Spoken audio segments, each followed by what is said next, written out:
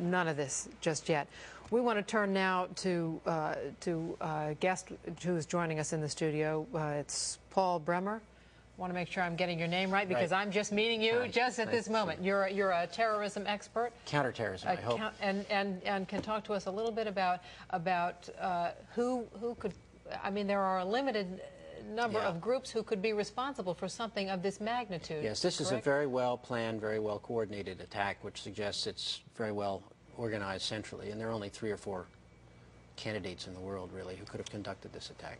Bin Laden comes to mind right away, Mr. Bremer. Indeed, he certainly does. Bin Laden was involved in the first attack on the World Trade Center, which had as its intention doing exactly what happened here, which was to collapse both towers.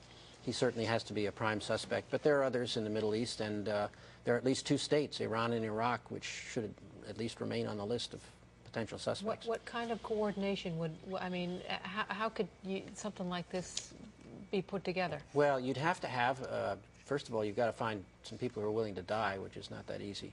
And then, of course, they have to find ways around what we thought was pretty good security at our airports. We haven't had a hijacking in a long time, let alone 4. So there had to have been some very good coordination there. There has to have been coordination in the whole planning of the attack. The people, if they were not Americans, had to get visas to get into the United States. They needed false identities probably to buy airplane tickets.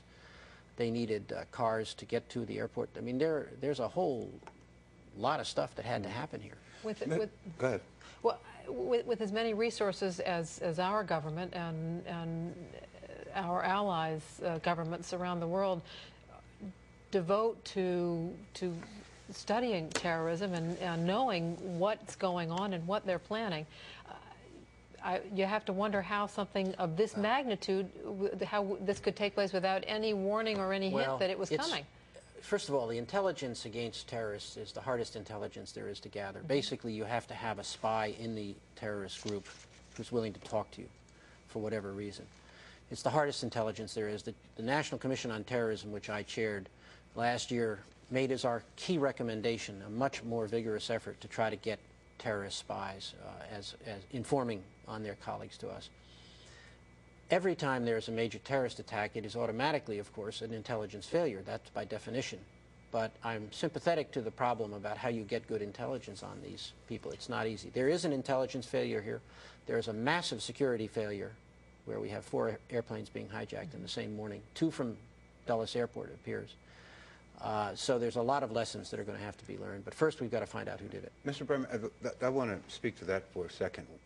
When the Oklahoma City incident occurred, the immediate response from a lot of people was that it came from some Arab terrorist group.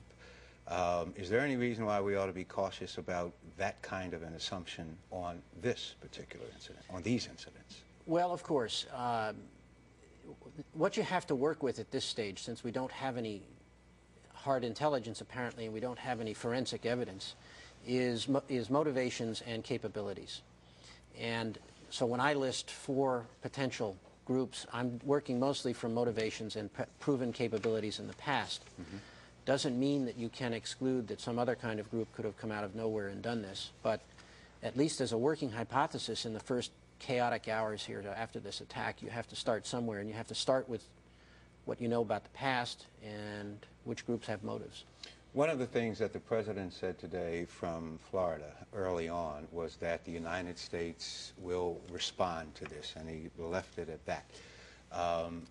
Is it to be assumed that the first thing that we have to figure out is to identify precisely who it is we're going to respond against? Of course. Basically, we have sort of a 4-stage operation here. First, we've got to hope and help that we can save as many people as possible, stabilize the situation in the Pentagon and in New York. Secondly, we need to get to work on trying to identify the perpetrators. And then thirdly, we come to the question about retaliation. And fourthly, which goes along all along at the same time, is what are the lessons we learned? What did we learn about the intelligence failure? What did we learn about the security failure? And how do we move forward in the future on those areas? I don't recall anything like this. Pearl Harbor happened a month before I was born, and I hear my parents talk about that as a seminal event in their lives all the time. I am not aware of anything like this in the United States before. Americans are now, I think it's fair to say, really scared. Should we be? This is a day Well, that will change our lives, isn't it? It is a day that will change our lives. It's a day when the war that the terrorists declared on the United States, and after all, they did declare war on us, has been brought home to the United States in a much more dramatic way than we've seen before. So it will change our lives. I do think it's important, and I'm sure the President and his colleagues, when they start talking about this, it's important to hit some balance. The American way of life is not threatened by these people unless we threaten it ourselves. If we start throwing away the democratic freedoms and the civil liberties that are at the heart of our society, that's what they're after, and that's what we can't allow to have happen. And we've got to go about our business. People have got to move around. I was diverted on a plane this morning. I was trying to get to New York and wound up in Baltimore, and I in a way was sort of at least relieved to see business as usual going on among people. We have to go on with our lives. It's not to say we don't take it seriously. We take it very seriously, but it's not something where we can all jump in a foxhole somewhere and hope the world doesn't come and bother us. We have to find a balanced response, one that makes it absolutely clear, as the President said this morning, that we're not going to tolerate this act of war. This will have consequences for the people who did it. I hope, very severe consequences. I hope the most severe military response we can come up with. But we also have to remember that we've got a way of life to protect, and that this doesn't threaten. This is not an existential threat to the United States. All right. Paul Bremer, thank you. We appreciate it, Mr. Bremer. Thank you very much. We should make it clear that there has been no claim of responsibility at this point for any of these events.